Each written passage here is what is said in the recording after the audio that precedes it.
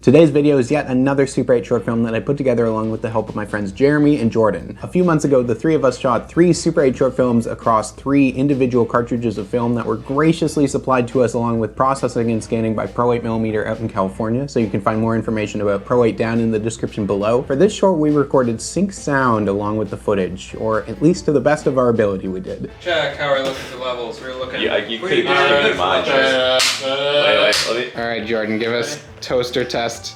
Screen toaster test 1. Fuck, we're wasting film. We're wasting bread. Okay, so it's on. Yep. Good.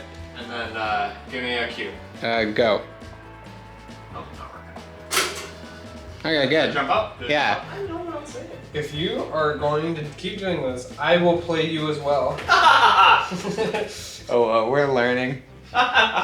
We went to film school. Yeah, but how much did you take away from that experience? We recorded all the audio digitally on set, and then when Jordan was editing things, we just kind of manipulated things enough to the point where it looked really good when we just synced it up with the scan. One of the big hurdles for doing audio with Super 8 though is that most of the cameras are pretty loud, so that's something that you kind of have to work your way around. Right, you could go as far as to say he's some sort of defective unit. Oh, where's my test one?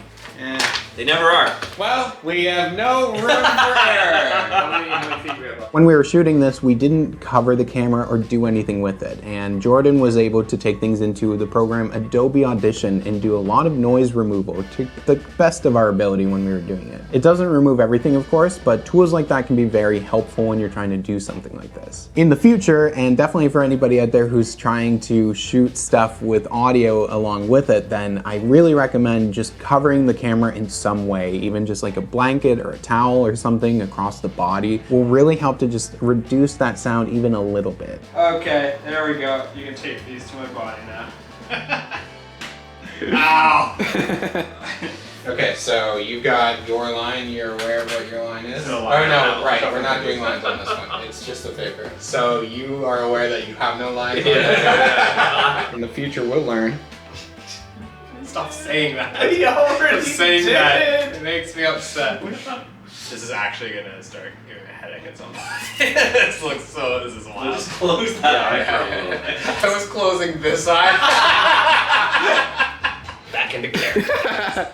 Get back into character. Come on.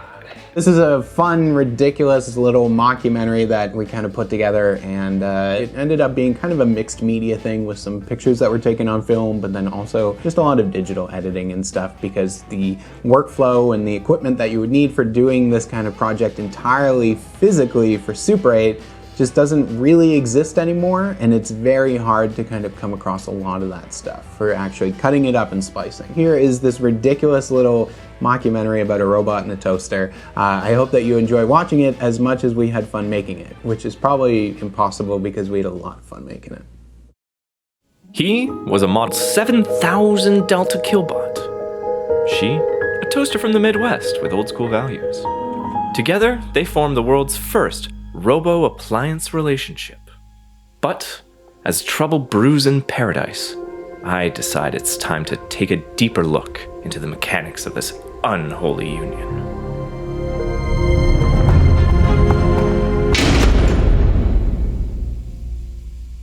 I caught up with the two love machines in their cold, sterile home.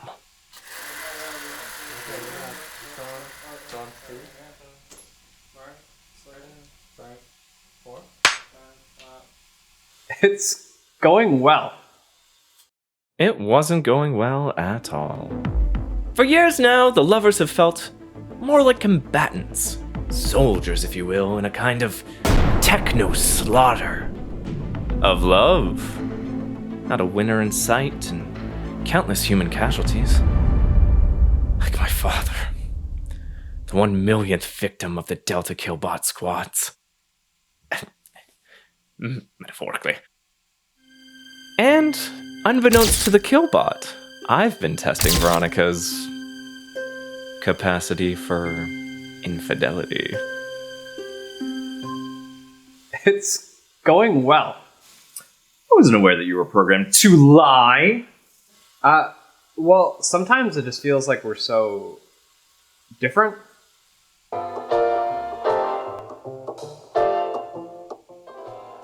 I just don't get it.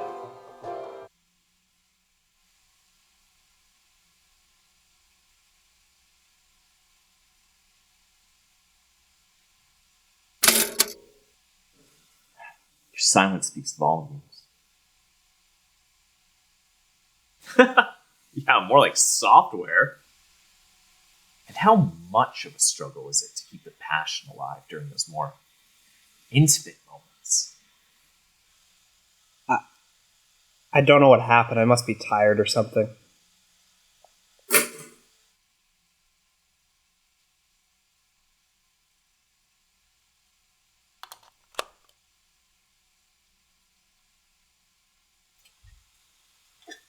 What?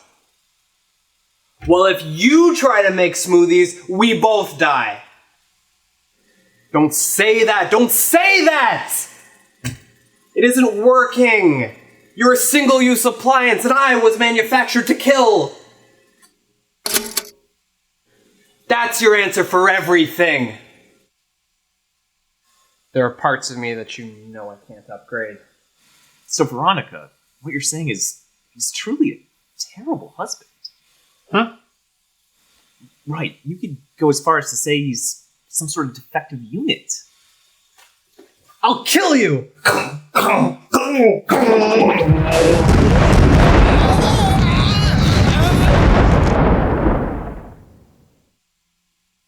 What ensued was a lengthy legal battle that left me, Veronica, and that scoundrel in crippling financial debt. ROBO D. Gunderson re-enlisted in the armed forces. Veronica Toaster is missing, and assumed happily remarried. And what of your humble narrator, you ask? He was bitten by the acting bug. After several small but substantial parts in New York Film Academy's thesis program, this thespian's career ascended towards the sun, like the Icarus of lore. My off-Broadway adaptation of David Mamet's Edmund was met with moderate review by the Massachusetts Tribune, despite the machinations of a myriad ungrateful interns conspiring to sully my reputation. Hard times soon followed.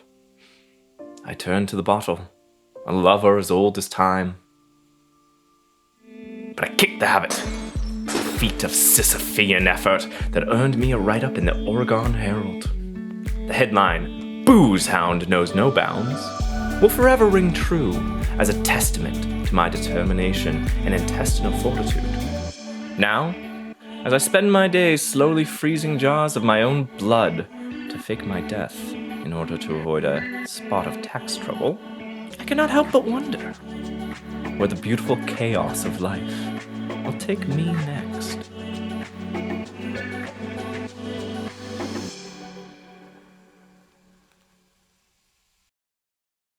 Thank you to Pro 8 for supplying the film for this, as well as the one that I posted last month, which is a short film called Sewer Kids. We've got one more coming out next month, and these were just a lot of fun to put together. And a big thank you to Jordan and Jeremy. Jordan especially on these projects because he's been doing all the editing, and that has made my life so much easier. As always, you can check stuff in the description down below for supporting the channel. Also Pro 8 stuff if you're interested in some of these like prepaid film Super 8 kits that help you to kind of just buy the film and then everything is included.